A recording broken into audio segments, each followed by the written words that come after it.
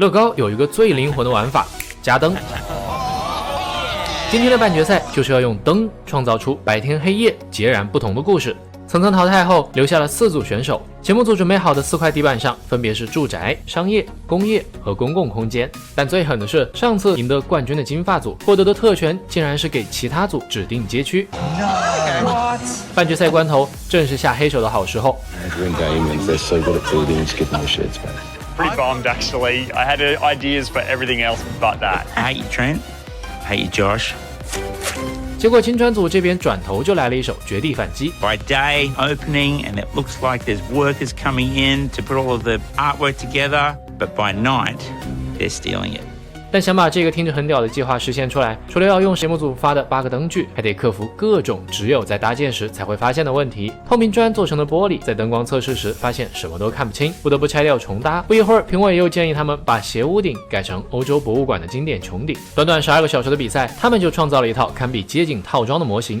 12个小时后，准备熄灯。白天是博物馆的开幕式，门口有参加剪彩的演奏乐队和游客，工人们将艺术品搬进馆里。但是，一旦到了晚上，光改变了整个故事的焦点，真相浮出水面。搬画的工人其实是劫匪伪装的，他们将画从后门偷运到货车上，这是一起博物馆抢劫案。白天的热闹，夜晚的阴谋，组成了一个精彩的故事。 And I actually really like the way you've lit the fountain up, just like a fountain would out the front of a museum. Super happy, guys. Well done. Awesome, guys. Good job. 乐高加上几块钱的灯具是怎么在这些大神手里秀起来的？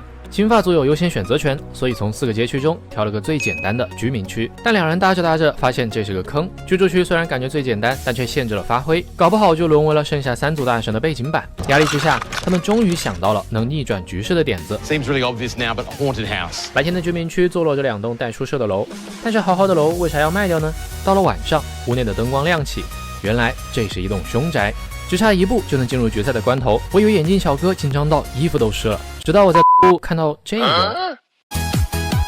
这2栋低价售出的楼盘引来很多看房的人，却得中介正紧张地发着传单。而一旦到了晚上，灯光揭晓了一切，这房子闹鬼，桌上摆着被砍下的人头，鬼怪坐在门口准备吃掉下一个进来的人。除了狼人，还有吸血鬼、蜘蛛怪，可以说这个民风非常的淳朴了。鬼屋最大的缺点就是红房子背后的恶魔。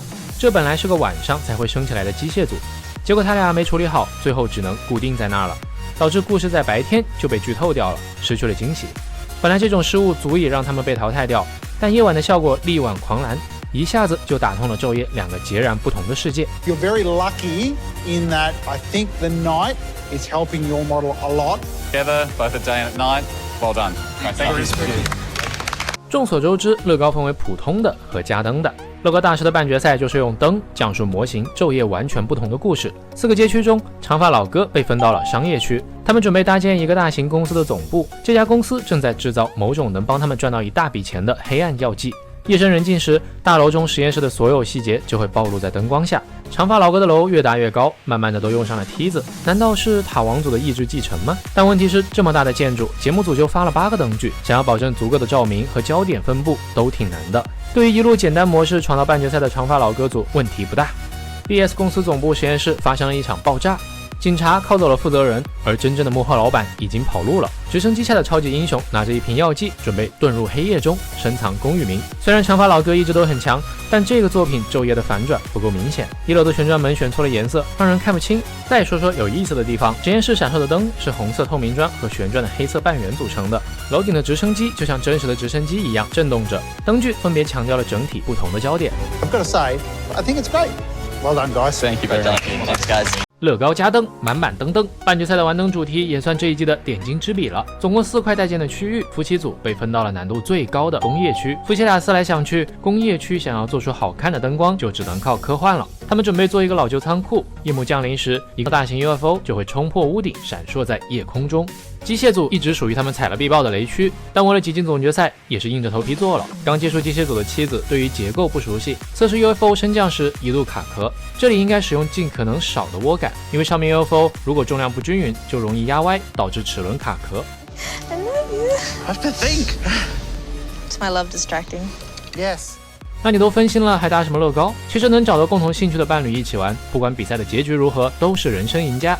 整场半决赛最关键的地方来了。 Please don't divorce me if this fails. That'd be a huge thing to put on a divorce certificate. Overgeared Lego function during reality show. 白天仓库的工人们搬运货物时，发现卡车泄露了不明液体，而当天黑下来，外星人挟持了工人，仓库里蛰伏已久的 UFO 即将冲破屋顶。 I think it's time, Tim. Please work. It's not moving at all. It's not moving. Something's pulsing. 然而，他们卡壳的原因实在有点嘚儿。 The side wall. It's stuck on that back wall. 这样的重大失误意味着直接被淘汰。飞船变得如此重要的原因，其实是其他元素的匮乏，运气不好加上经验不够，最后夫妻组成了整季比赛最后一支被淘汰的队伍。 Is the fact that you have made the finale of LEGO Masters Australia. 而剩下的3支队伍将争夺本季比赛的终极目标10万奖金和乐高大师头衔。仅剩的3组选手中，最后只有1组能拿到10万澳元奖金，成为真正的乐高大师。和以前不同的是，总决赛除了评委，还有250位观众投票，咱也不知道这数是咋定的。金砖组准备做2个机甲兽在斗兽场中厮杀的画面。斗兽场这个半圆形的建筑是由无数个令人抓狂的重复步骤组成的，就像乐高出过的最大套装罗马斗兽场套装一样。但金砖组的这个斗兽场可足足有这么大。但和作品的核心机甲比起来，斗兽场就显得简单得多。机甲最难的部分就是要让它有半机械半人类的感觉。 Check this out. Ready? That's brilliant. 好了，我已经预感到全场小男孩的票都会被这座斗兽场搜刮干净了。接下来要想办法让骑士看起来真的受伤了。 That's what we want. It actually looks like he's fallen. 无心插柳的一摔，就定格出了一个战斗瞬间。紧接着下一个难点，这么大的竞技场，观众席要摆满多少个人在？ I've done a little bit of math. You need about 4,500 figs to fill this up. 听完评委的话，金砖组拿着筐就冲进了零件屋， I literally. Sorry. 但这样还是不行。 所以他们想尽办法减少竞技场的座位，设置台阶、裁判的位置、VIP 的包厢席位。艺术家永远不会满意自己的作品，即使在28小时即将结束的最后10秒钟，金砖组依然冲向了砖块屋。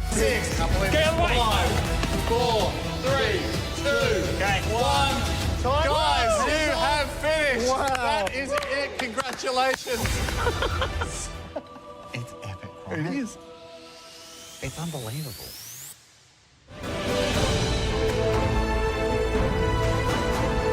日本武士和中世纪骑士机甲在斗兽场中厮杀，画面定格在骑士倒下的一瞬间。与此同时，看台上也发生了很多小故事，两队粉丝甚至还打了起来。你妈退钱！机甲战斗的故事让小人仔和大型角色可以共存，但评委认为机甲有一个很明显的缺点，倒下的姿势不对。如果骑士的胯部再下沉一些，看起来会自然得多。看着这样一个充满细节的庞然大物，设计加搭建只用了28个小时。仔细想想，这在技术上真的是非常恐怖的一件事。每季的乐高大师总决赛作品总能给我一种自己不配玩乐高的感觉，尤其是上一季的海神波塞冬、史诗游乐场，以及下面这个维多利亚小镇。长发组计划搭建巨型蒸汽朋克机器人入侵维多利亚小镇的故事。长发老哥开幕先给队友一个雷击。It's got to be moving. Oh no. 他们是唯一一组敢在总决赛大场景中加入机械可动的，摆明了是非拿下冠军不可了。You know, it's a finale and we mean business, so heads up. 先要把故事中的小山骨架搭好，用砖块上色，接着做机械结构，利用曲柄连杆原理让机器人手臂像这样动起来，最后给机器人加个总决赛限定皮肤之蒸汽朋克，外露的机械齿轮加上各种看似无趣的装饰。It's alive! Frankenfig has come to life. 有静有动，有机械，有美学，就差他们最擅长的细节填充了。 While I've been finalizing Frankenfig, Alex smashed out a whole bunch of vignettes. 28小时倒计时结束， Guys, you have finished. That is it. Congratulations. 回看长发老哥一路的作品，真的是对乐高全身心的热爱才能做到。 We did it, and it's just an incredible sense of relief and pride. It's bigger than anything we've ever built, and hopefully the detail bits of this build are enough to lift it all the way. 19世纪70年代，山上的哥特式公馆里有一位邪恶的发明家，他操纵着蒸汽朋克的巨型怪物冲进山脚下的维多利亚小镇，并掀起了一场波澜。机器人这一脚下去，直接给人家变成3口之家了。另一边，村民打不过机器人，冲上山顶，准备给发明家的基地偷了。小镇墓地里的盗墓贼，发明车间的电梯，等等很多错综复杂的小故事分散在整个故事中。机器人身后的排气管还在微微的震动着，创意技巧、细节美学百花齐放。教堂的玻璃花窗和演播室的大灯配合打出了漂亮的光影效果，构图上下左右无死角，就连评委评价到最后硬是没挑出毛病来。 It's complex, it's detailed, it really is cool.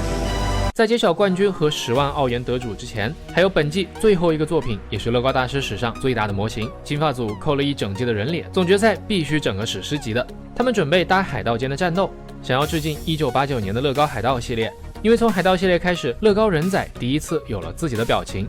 为了能更自由地刻画角色表情，角色的脸部面积要大，相应的整体的比例都要扩大，包括海盗船。他们准备做一半的船体，船上的各种曲线，尤其是船帆很难搞定。就在他们好不容易安好帆的时候，评委指出帆安反了， It's going the wrong way. 修复可能导致时间来不及，但他们还是顶着压力重做了。 Who knows what this sale's worth, but yeah, I guess this could be the $100,000 sale. 在按偷钥匙的猴子时，出现了意外。 Oh no. 因为他们的桌面太乱，找不到掉落的零件，不得不重做一只猴子。 Okay, just be really careful, please. Please don't drop him again. Just make sure that can you get the head tilted towards the viewer? 人物模型每个大概30厘米高，做个5、6个对他们来说已经是小菜一碟。然而就在最后几秒钟的时候，他们发现猴子手上的钥匙不知道什么时候掉了。 Where are those keys? They're in there. Don't. Sorry, guys. Don't, please. This is your final minute. Don't, Josh. Don't. This is your don't. final minute. I don't drop the buggy again. He's been a hero. 28小时倒计时结束，本季乐高大师最后一个作品完成了。 You have finished building 28 hours. This is the biggest thing that's been on the show. 海盗和蓝衣军团展开了一场战斗，在人物模型搭建上，金发组绝对是王者。 We've seen all throughout Lego Masters how good their characters are, but I think Redbeard is numero uno for me. The best. 也是我最喜欢的，太绝了。但海盗船的短板也很明显，细节缺乏，整体太空。回过头来，船身也没有更多的设计。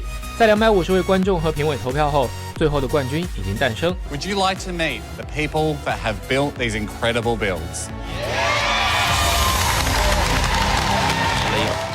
They're clapping because not for what we're wearing or who we are, but for what we've built. We just want to find out, like, we want to know if we've won. If we've not won, just tell us. I can't bear it.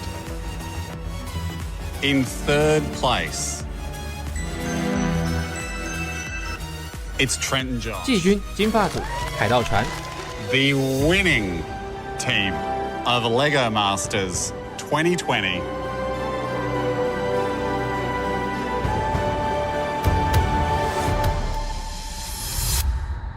Is Jackson and Alex. 恭喜长发老哥组，拳击稳定发挥，前期疯狂陪跑，丝毫不影响最后夺冠。